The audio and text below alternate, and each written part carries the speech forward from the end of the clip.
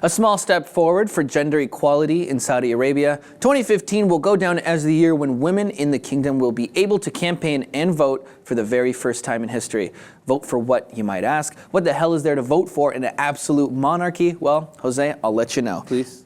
More than 900 women are standing alongside thousands of more men in the municipal ballot voting, which is due to take place this December. We're talking about municipal elections, public office, let's say. 130,000 women are registered to vote, a little over that number, but that's compared to, over 1 million men who are registered to vote. Still a huge discrepancy, but nonetheless, we're seeing women come out and registering to vote for the first time for these elections. I think it's really cool. I think, it's worth noting that, public office in Saudi Arabia, in a kingdom, really, there's no power pointing to them. Yeah. It's mostly symbolic.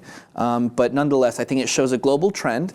It shows the direction that we're moving in as far as a global society, because we're talking about Saudi Arabia, the only country in the world where women can't drive. Yeah, we're talking about women being able to be part of advisory-like committees in Saudi Arabia. Like you said, this is the first step. Although there's a long way, because just if you think about the limitations that they have, they will still need to find someone to drive them to work or to drive them to the polls, because they still don't have the right to drive. So there's this discrepancy on, yes, we're going to allow you guys to participate, or girls to participate from the political life in the country, but at the same time, you're limited by the driving, you're limited by your husband letting you go, and the cultural and so, the constraints of society to allow women in larger numbers, because really these women, these 900 plus women, are trailblazers, are activists, right, are those who are really fighting at the forefront for equal rights for women and men in Saudi Arabia, which for many sounds like an uphill battle for decades or even centuries. Yeah. Much longer than that.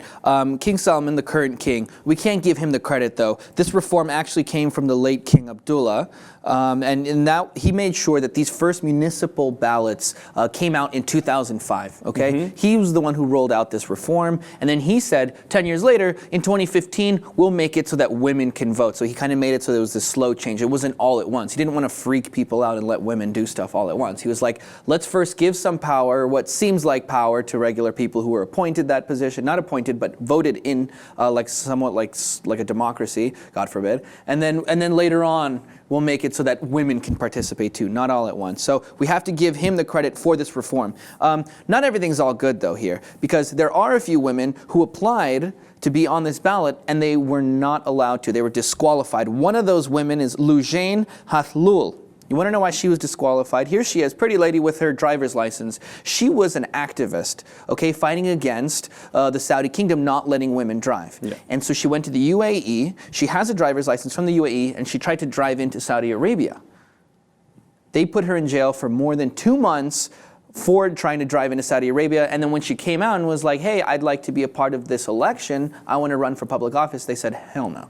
You have a criminal record. No. You have a criminal record because you tried to drive. So women can, I guess symbolically, have some power here in public office, but if you want to drive or do anything else, no way. I mean, it shows that that's why many have this critique towards Saudi Arabia, that many of these initiatives to bring equality between men and women in the country are nothing but PR stunts, because it's so dispar what they have access and the reality of their life to what they're trying to push as the perception of the world, that it fell short. You can't allow people to vote and be part of the political life, and don't allow them to drive and transport themselves freely. It's again, in the core, we still see that Saudi Arabia, they're trying to change and show the world that they're more inclusive, but at the same time, they're en route to break their own record in executions. Yeah. So I take it with a grain of salt, really. Yeah, but you can't deny, though. No. Come on. This is a step in the right direction. It is, and I celebrate that. I celebrate the fact that starting in December, they will be officially part of the political life of Saudi Arabia.